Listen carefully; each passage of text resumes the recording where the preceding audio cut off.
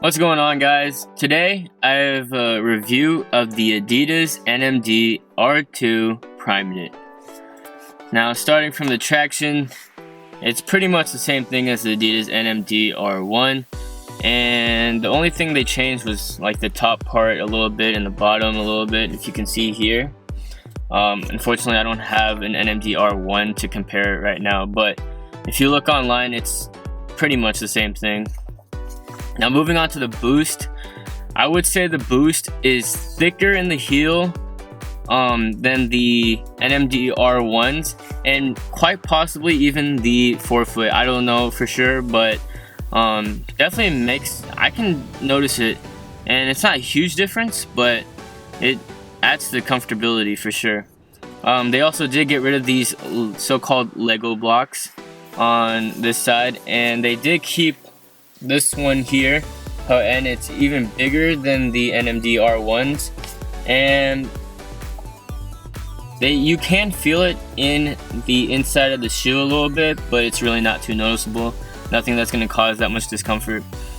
Moving on to the upper, we have a Primeknit upper, which is extremely stretchy, you can see there, and it's not the best for the winter time, especially if you live in an area that has colder weather. Like for me, I live in Iowa, and right now it's like 20 to 30 degrees outside, and it definitely does not keep my feet warm. The Primeknit's pretty thin, and yeah, if you're going for something that's warmer, maybe the wool option, the wool NMDs.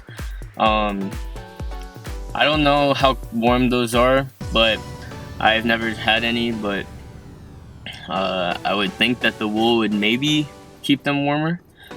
Anyways, they also got rid of the little lacing system they had, and now it's just through the Primeknit, and hopefully this holds up. I don't know if they reinforced it or anything like that, but this is a pretty thin Primeknit, so I'm hoping that the Primeknit won't tear from the lacing system. I mean, I keep them pretty loose because they're already, like a sock-like fit, because, I mean, I would even compare them to the Uncaged Ultra Boost, in a sense, because it's pretty much, there's no cage. I mean, they have these 3 stripes, and you can see that there's a little bit of reinforcement, if you can tell right there, but for the most part, it's a very sock-like feel, and for that, it's very comfortable. Moving to the back of it, they have this suede back now. A little bit of a difference from the NMD R1s, but really nothing noticeable or anything like that. They have this pull tab as usual, and moving on to the aesthetics, I'm not the biggest fan of this Primeknit pattern. These dashes they're just not my kind of thing, my cup of tea, but they're not horrible. I mean,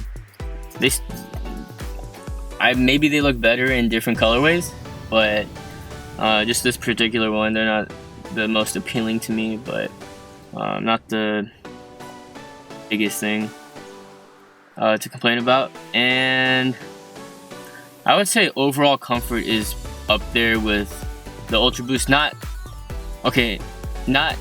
as comfortable as the Ultra Boost, but definitely more comfortable than the NMD R1s, both the mesh and the Primeknit.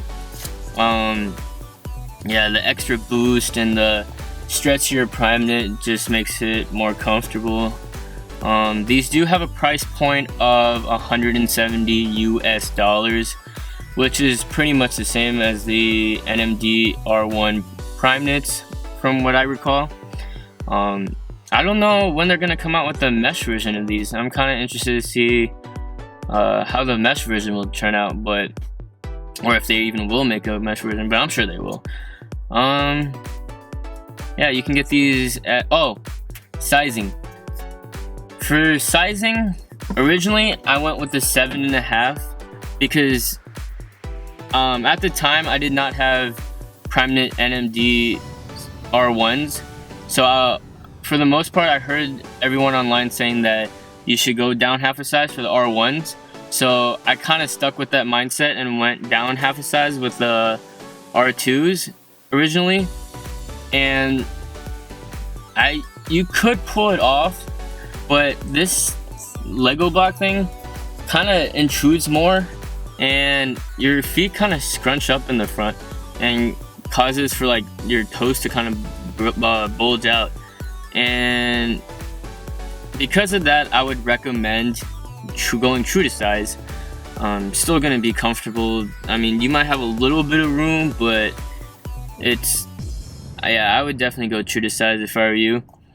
I got these off of the Adidas website, and I'm sure you could get these from like eBay, Goat, Kixify, Grailed, any of those platforms. I'm sure they'll have them, and they're really not going for much in terms of resale value, which is nice if you want them, unless you're a reseller. But yeah, I'm sure you could get them either close to retail, if not possibly retail. I know Grailed, sometimes I even saw them for under retail dead stock, but yeah, I'm sure you could find these. They're readily available, and yeah, just good shoe all around. Not the best in terms of aesthetics, but comfortable.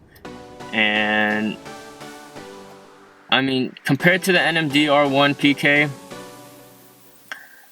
if you already have those, I don't think it's worth upgrading. But if you do have them, or if you don't have them rather, sorry, I would get these or the Uncaged Ultra Boost. Those are my personal favorite.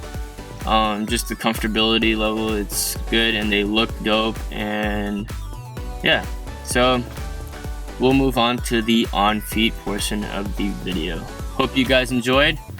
Please like, comment, and subscribe as always, and